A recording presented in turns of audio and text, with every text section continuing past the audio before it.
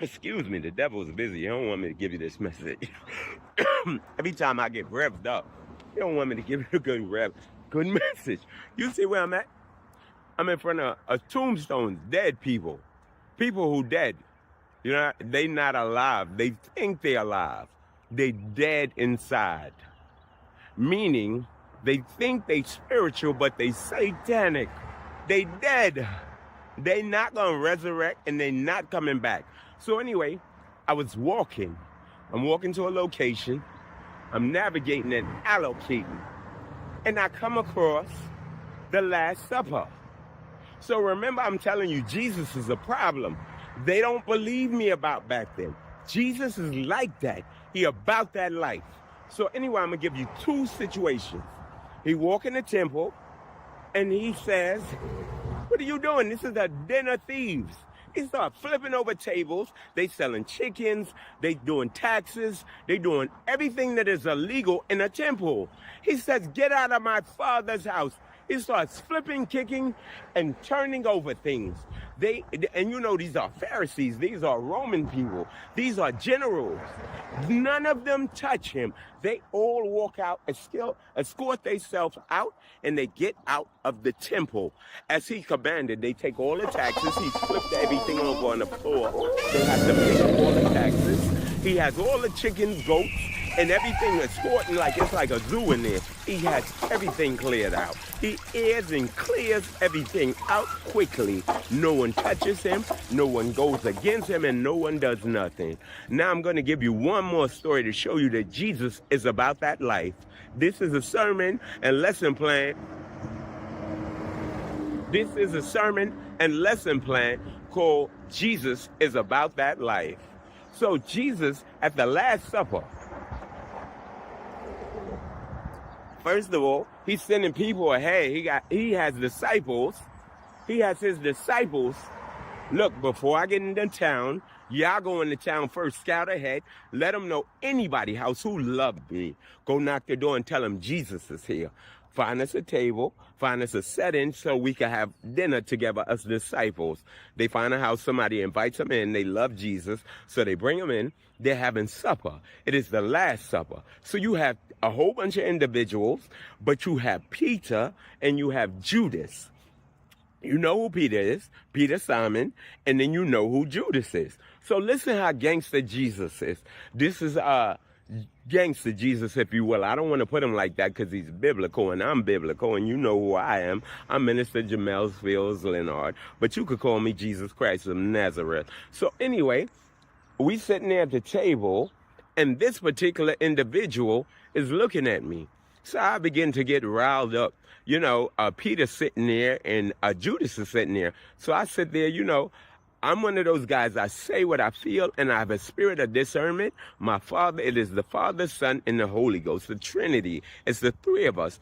I'm his son. So I know everything that you think I don't know.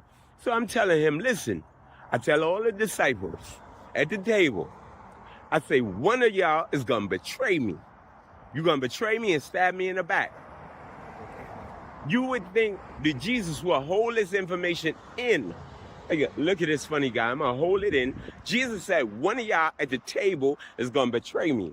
But he works in parables and analogy like me. Parables and analogies. So what does Jesus do? He takes the dish. He says, whoever dips in the dish with me with the vinegar, because, you know, we love vinegar. I love vinegar and cucumbers, as I do today. So, and bread. So he dips. If you don't know, if you've never been to an Italian restaurant, we have oil and what is it?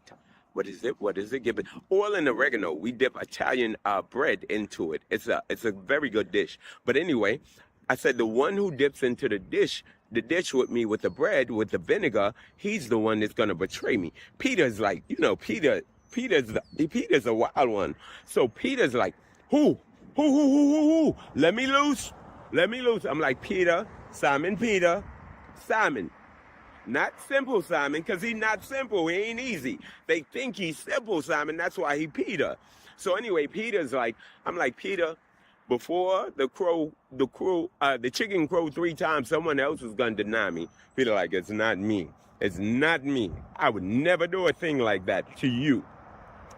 So anyway, I'm eating my food, and I dip in the dish. And who dips in the dish with me?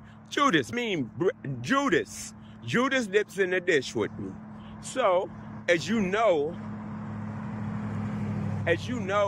Jesus is not a regular type of guy or a regular type of cat or a regular type of individual. This is God's son. So anyway, we move on, and every one of the disciples, they paying attention, but they're not paying attention. So he dips in the dish with me, and everybody knows who he is now. You know what he traded me out for? $30, 30 shillings. Then he told them, the centurions, this is the Roman generals, the Roman guards who come to get me. The one that I give the kiss on the cheek, he's the one that is Jesus. Because they don't really have a description. They don't have modern day technology. Remember, you're not supposed to make a graven image of yourself.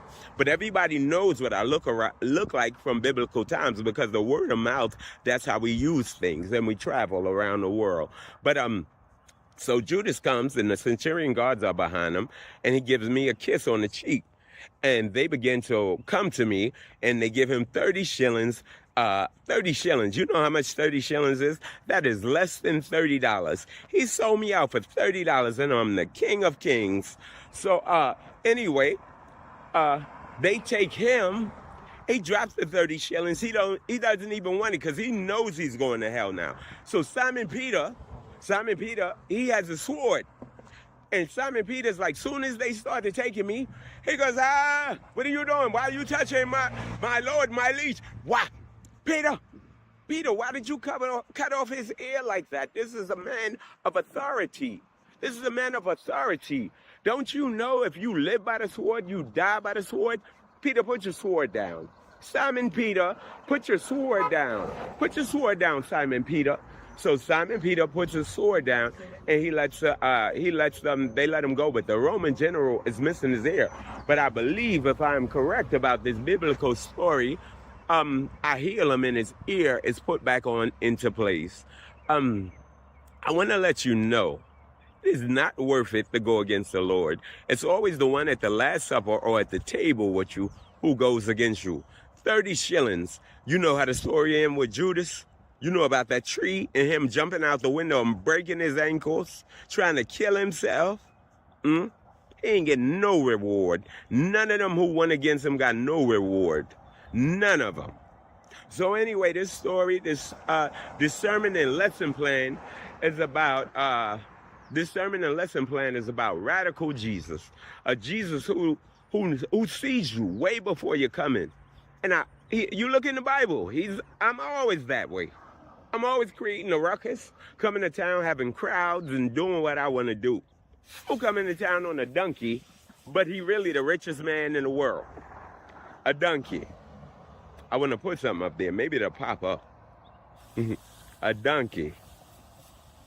Peace and blessings. It's a beautiful and glorious morning. I love you. I love you. I love you. Peace, peace, peace, peace, peace. Love, love, love, love, love. Blessings.